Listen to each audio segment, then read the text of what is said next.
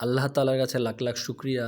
আজকে এই বছর আমাদের নিজ বাড়িতে আম গাছগুলোতে এত পরিমাণ আমের ফুল আসছে, বলে আসছে বলার বাইরে। মানে আল্লাহ তাআলার কাছে লাখ লাখ শুকরিয়া। সবগুলা গাছের ভিতরেই আমের বলে আসছে। এবারকার সব জায়গাতেই মোটামুটি সবগুলা গাছ একদম গাছগুলাতে ঝাঁপায় গেছে এবং ভরে গেছে, এবং যতগুলা গাছ আছে ছাদ থেকে দেখা যায় সমস্ত গাছের ভিতরেই আমের বলে আসছে এবং খুব ভালো লাগতেছে। তাই গাছগুলোকে স্মৃতি হিসাবে রেখে দেওয়ার জন্য ভিডিও করা, যাতে আবার সামনের বছর দেখতে পারি।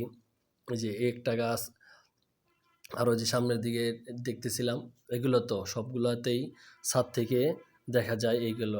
আর এই যে এটা হচ্ছে ছাদের আরেকটা সাইডে, সামনের সাইডে এই গাছগুলো তো অনেক ফুল আসছে। তো আমরা আরও সামনের দিকে যাচ্ছি, ওইদিকেও গাছ আছে।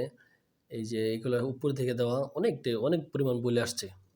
আর তখন এই যে এটা হচ্ছে একদম ছাদের ফ্রন্ট সাইডে, এখানে ছাদ বাগান করেছে। তার পাশে এই যে গাছগুলো একটু দূরে, এটা হচ্ছে কাশ্মীরি আম। এটার ইয়াগুলো খুবই ভালো লাগে, তাই দেখা।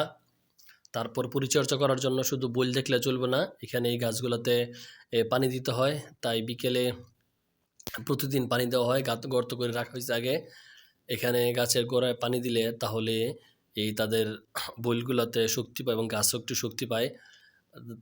এই যারা কৃষিবিদ তারা বলেন, এই আম গাছ যখন বইলে আসে তখন গাছের নিচে পানি দিলে তাদের ফলটা খুব ভালো থাকে এবং যা গাছের যত্ন নিতে হয়। তাই ঘুরে ঘুরে বিকেলে এই গাছগুলোতে পানি দেওয়ার জন্য আমি চেষ্টা করতেছি। তো বালতিতে করে পানি দিচ্ছিলাম, আর পাশে নাবিলা ভিডিও করতেছিল, দেখতেছিল। এই যে গাছ শুধু গাছের গোড়া, গাছে একটু দূরে গাঁথা করে পানিগুলো দিয়ে রাখতে হয়, যাতে এটার পানিটা পুরোপুরি গাছে পায় এবং সবসময় এটাতে দেখতেও ভালো লাগে এবং গাছের ভিতরে কোনো পোকা টোকা ধরে না এবং এটার উপর দিয়ে কোনো সমস্যা হয় না। সেই জন্য গাছের গোড়া এবং তার সাইডে পানি দিয়ে রাখতে হয়। এটা কৃষিবিদদের কথা এবং এটা বাস্তবেও আমি দেখছি। যখন এবং ছোটোবেলায় দেখতাম আমার আব্বু যখন দেখতাম গাছে বলে, তখন ওরা গাছের ভিতর পানি দিয়ে রাখতো।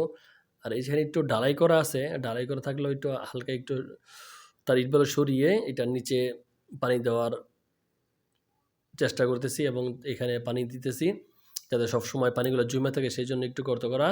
আর এখানে পানি ডালতেছি যাতে সবসময় এই পানিটা থাকে। আর গাছের যত্ন নিলে কি, যত্ন নিলে রত্ন মিলে মানুষের যাবে, এবং এটা বাস্তব। আম গাছগুলোতে যে পানি দিলাম, এখন প্রতিদিন বিকেলে পানি দিব। আর যখন গাছগুলোতে বড় হবে আর আমও আসবে, তখন আপনাদের সাথে শেয়ার করব তখন এই গাছগুলোর ফলনগুলা কেমন হয়। তাই নিজের যার এলাকাতে যদি আম গাছ থাকে সেখানে যত্ন করা দরকার এবং পানি দেওয়া দরকার, তাহলে সবসময় এগুলোতে পানি দেওয়া যায় এবং পানি দিলে এই গাছগুলোও ভালো থাকে। তাই সবাইকে ধন্যবাদ। যারা ভিডিওটা দেখবেন লাইক, কমেন্ট এবং শেয়ার করবেন, যাতে সবসময় রেখে দিতে পারি স্মৃতি হিসেবে। সবাইকে ধন্যবাদ। আসসালামু আলাইকুম।